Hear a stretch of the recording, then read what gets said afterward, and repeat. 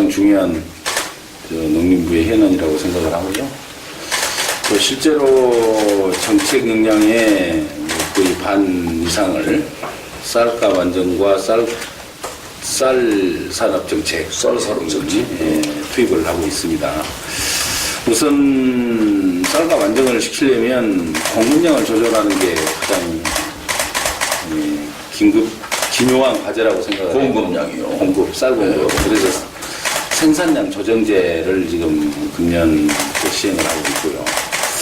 금년에 한 32,000헥타르 쌀 재배 면적을 줄였는데, 결과를 놓고 보니까 32,000헥타를 줄인 건 맞는데, 다시 15,000헥타가 더 증가가 됐더라고요, 한쪽에서. 줄였는데 증가. 예, 그렇습니다. 그래서 실제로는 17,000헥타가 줄었고요. 어쨌든 17,000헥타가 됐든 32,000헥타가 됐든 쌀 생산 면적이 감소한 것은 뭐 틀림없는 사실입니다. 그래서 그러한 이제 생산 조정제 효과에 의해서 금년에 쌀 생산량도 함께 감소를 하고 적정 생산량을 생산했다고 봅니다. 387만 톤. 그래서 적정 생산량 387만 톤 이제 생산이 돼서 쌀값 수준이 어쨌든 수학기 산지 쌀값 기준으로 볼 때는 사상 최고가를 현재 기록을 하고 있습니다. 19만 3천 원대 기록을 하고 있어서 높은 쌀값 유지 뭐 그런 면에서는 뭐 상당히 성공적으로 쌀 공급 감소 대책이 효과를 보고 있다고 생각을 하고요. 그것과 더불어서 쌀 소비 촉진 대책도 함께 병행해서 추진을 하고 있는 중입니다. 대표적으로 이제 아침밥 먹기 운동을 이제 학교를 통해서 지금 쌀 소비하기야. 하고 있고요. 쌀 소비와 관련해서 보면 가장 큰 영향을 미치는 게 간편식입니다. 간편.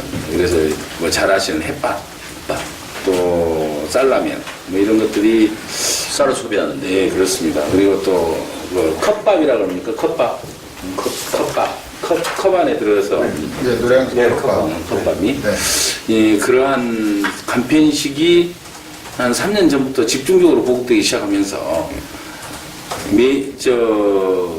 거의 매년 1kg 가까이 줄어들었던 국민 1인당 연간 소비량이 뭐 거의 정체 상태로 지금 바뀌었습니다. 그래서 쌀 소비량이 늘어난다.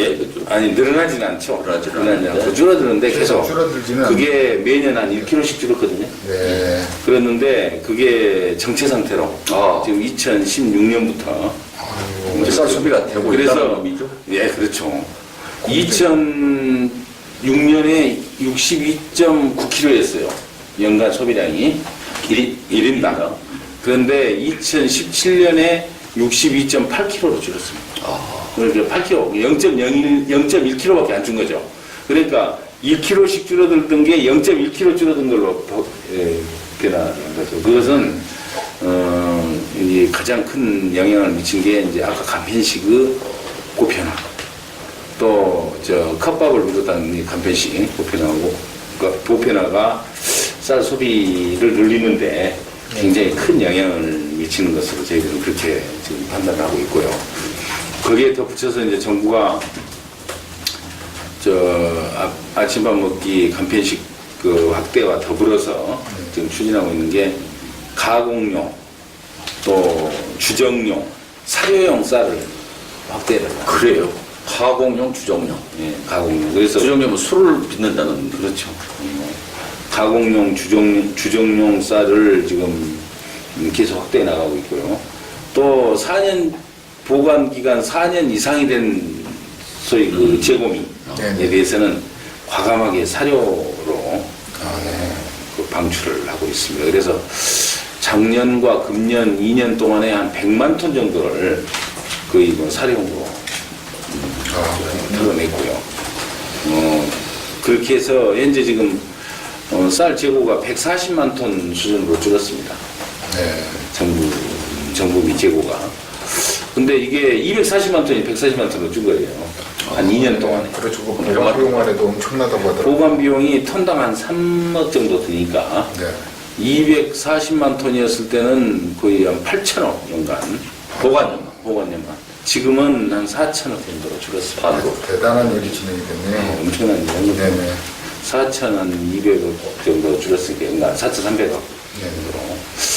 어쨌든 이제 그렇게 해서 재고 감축에 노력을 하고요. 그렇지만 지금 140만 톤도 지금 현재 재고미가 많은 수준입니다.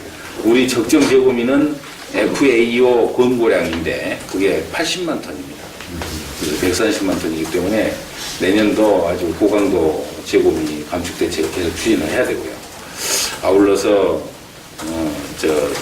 쌀 소비 대책을 더 가열차게 내년에도 추진하는 걸 계획하고 있습니다. 우선 가축전염병은 반드시 막아야 합니다. 워낙 뭔가에 미치는 피해 범위가 아주 심대하기 때문에 막아야 된다고 생각하고요.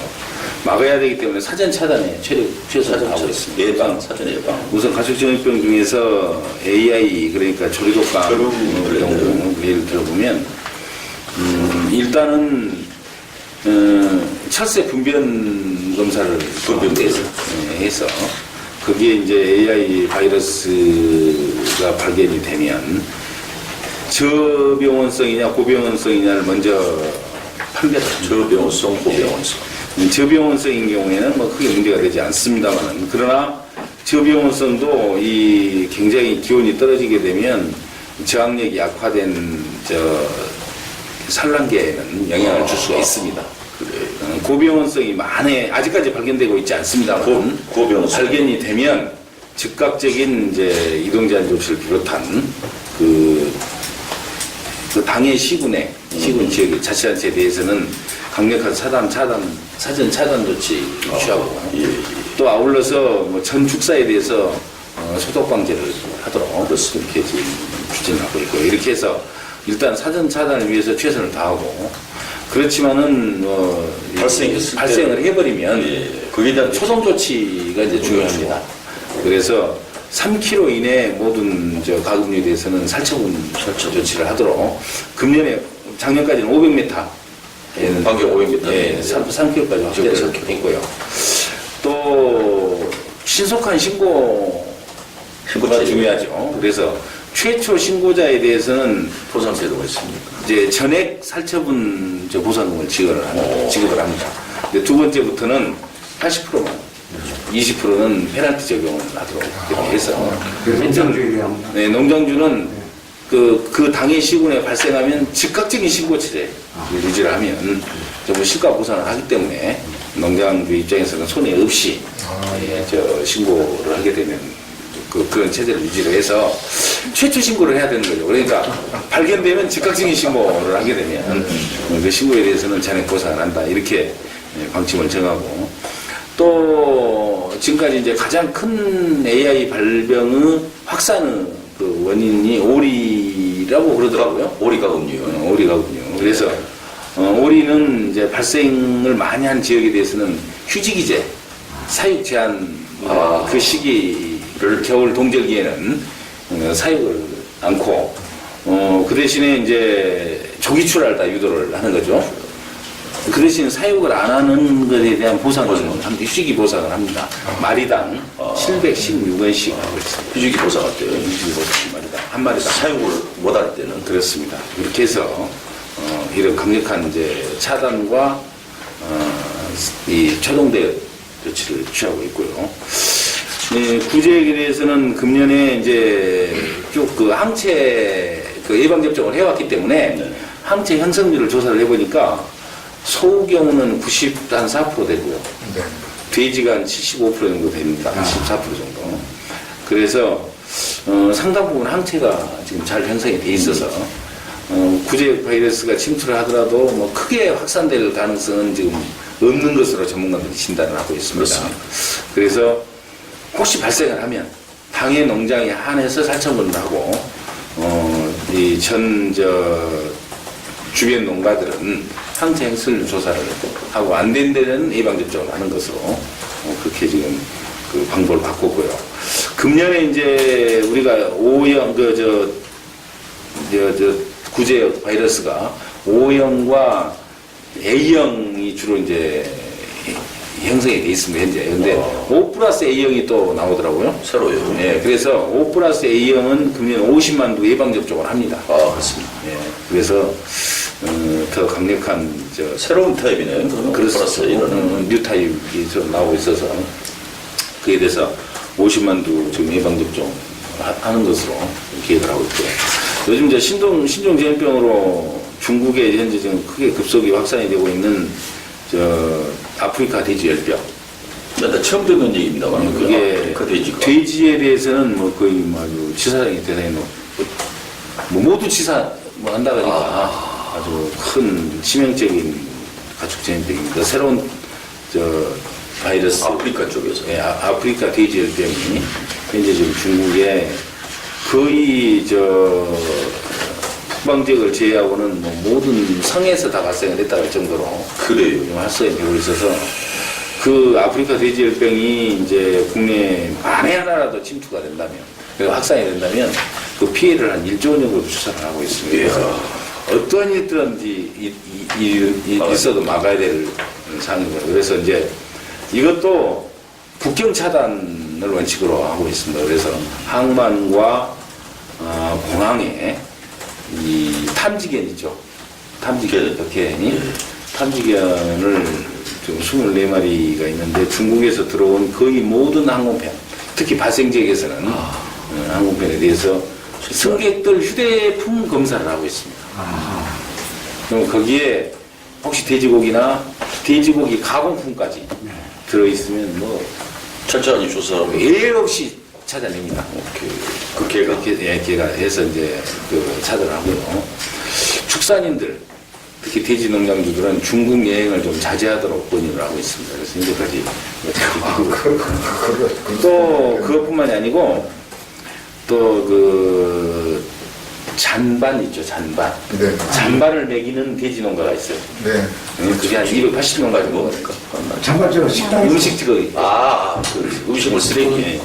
그래서 그 잔반 급이 농가, 축산 농가는 반드시 잔반을 끓여서 먹이도록. 그럼 소독이 되잖아요. 그렇죠. 바이러스가 조금만 열이 가해져도 다 사멸하기 때문에 네. 잔반 급이 농가에 대해서는 반드시 끓여서 먹이도록 지도를 하고 있고요.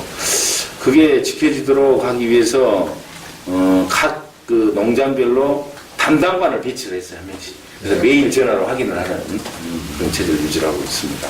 한 가지만 더 말씀을 드리면 이제 그 세 가지 정도가 정부가 취하고 있는 주요 정책이고요. 한 가지가 멧돼지. 중국산 멧돼지가 북한을 거쳐가지고 우리한테 넘어올 수가 있습니다. 그렇습니다. 멧돼지도 똑같이 감염될 수가 있기 때문에 돼지 종류. 네, 멧돼지에 대해서 수시 분변조사를 하는 것으로 이렇게 지금 최선 하여튼 다해서 막기 위해서 노력을 하고 있고요. 뭐 지금까지는 AI 구제역 ASF 그러니까 아프리카 돼지열병 모두 현재 차단을 하고 있습니다.